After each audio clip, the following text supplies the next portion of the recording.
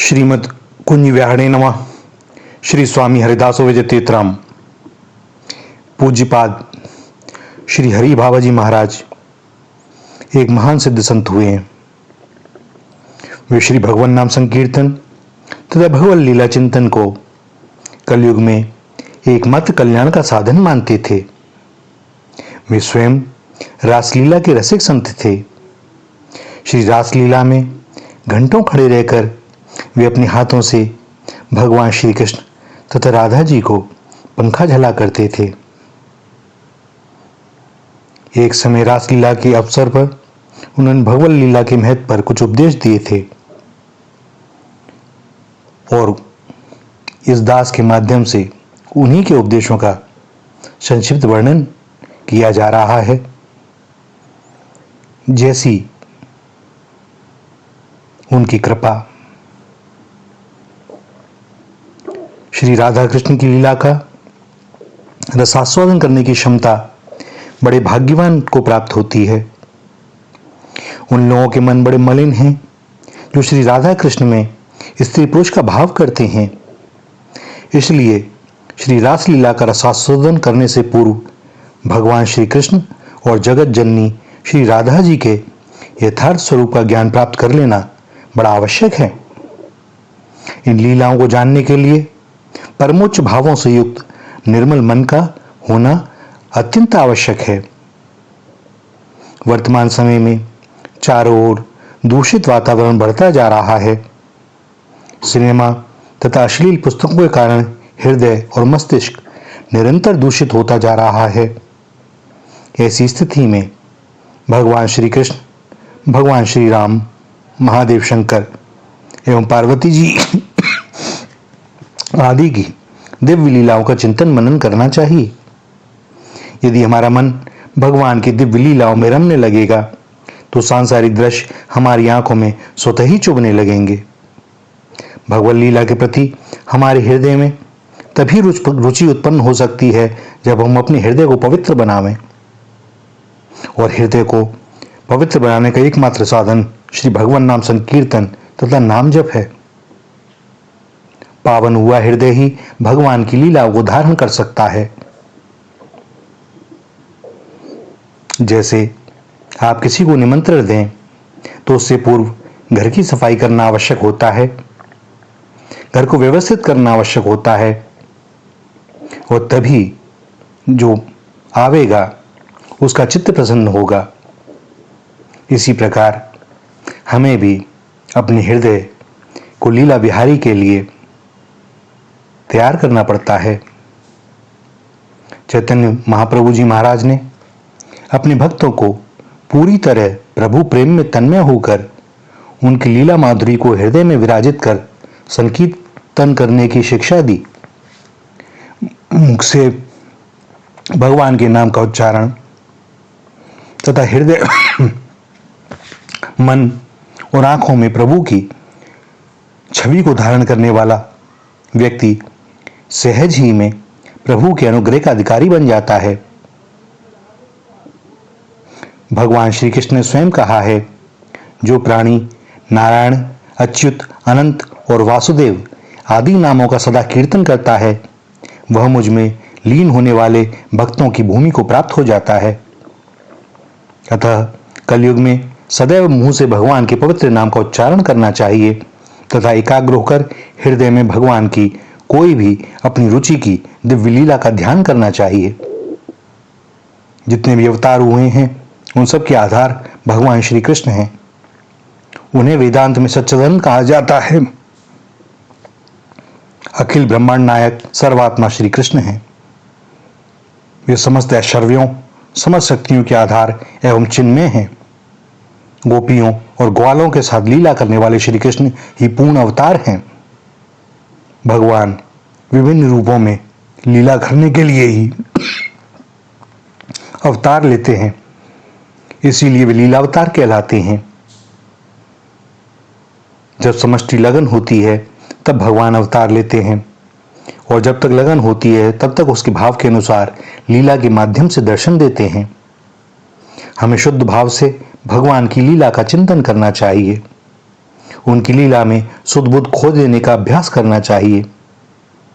श्री चैतन्य महाप्रभु जी महाराज की तरह यदि हम भगवान नाम संकीर्तन में तन्मय हो जाएं तथा केवल भगवान की लीला का ही निरंतर चिंतन करते रहें तो हम बिना किसी संदेह के भगवान की शरण के अधिकारी बन जाएंगे।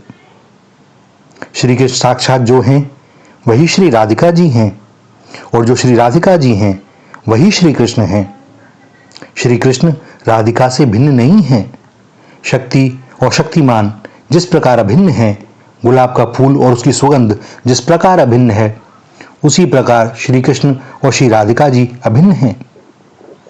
श्री जी के कारण ही श्री कृष्ण पूर्ण हैं, आनंद कंद हैं। श्री जी को शास्त्रों में आह्लादनी शक्ति कहा गया है। आह्लादनी शक्ति का सार दिव्य प्रेम है।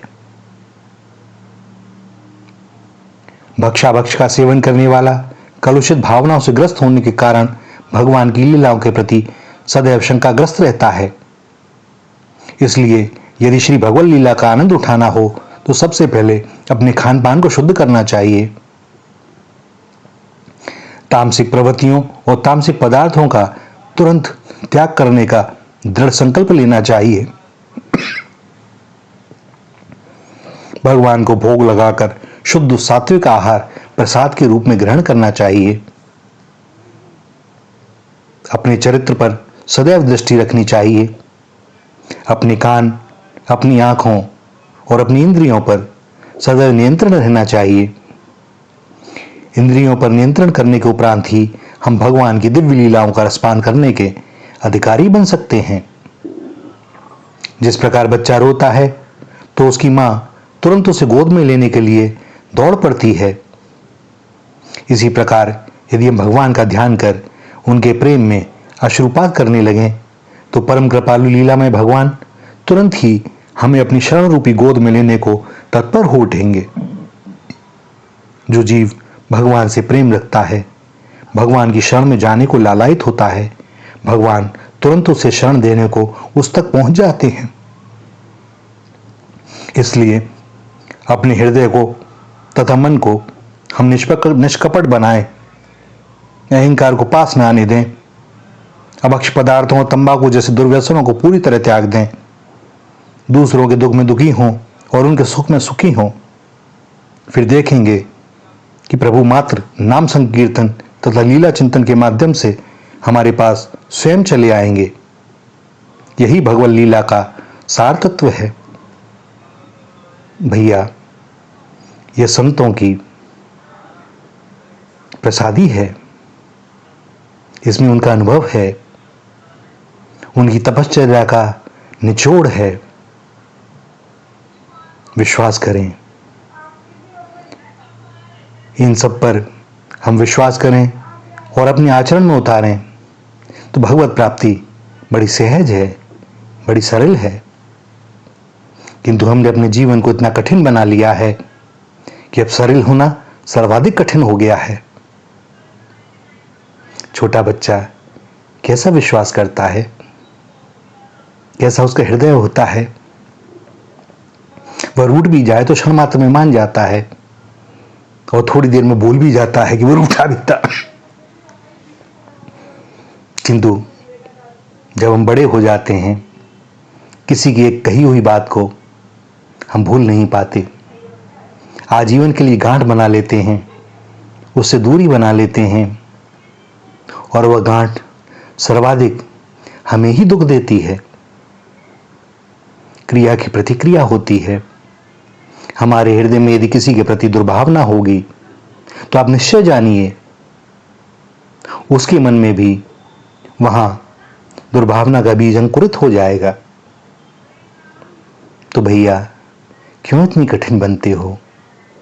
जीवन का पता नहीं, बड़ा क्षणभंगुर जीवन है। सहज और सरल बनाए में से क्यों किसी से वैर करें? हम एक ओर यह भी कहते हैं वासुदेव सर्वम, और दूसरी ओर छोटी छोटी बातों पर रूठ जाते हैं, जीवन पर नहीं मानते। और इसमें से बहुत सी बातें कारण बन जाती हैं हमारे अगले जन्म का। एक ओर हम 84 के चक्कर से मुक्त होना चाहते हैं, दूसरी ओर अनजाने ही हम उसमें फंसते चले जाते हैं। तो भैया अपने चरित्र, आचरण और खान पान को हम क्रमशः शुद्ध बनाते चलें। रसिकों संतों का सानिध्य हो, उन्होंने जो उपदेश दिए हैं उनके सूत्र अपने जीवन में उतारने की चेष्टा करें। एक भी सूत्र यदि जीवन में उतर गया ना, बस वे अपना लेंगे। अपनाए हुए तो हैं ही, किंतु हमें विश्वास नहीं होता। सो जिस दिन हृदय निष्कपट हो जाएगा, चित्त से कलुष मिट जाएगा, उस दिन वे दिखाई देने लगेंगे, क्योंकि वे सबके साथ सब समय हैं ही। श्री राधा, श्री राधा, श्री राधा।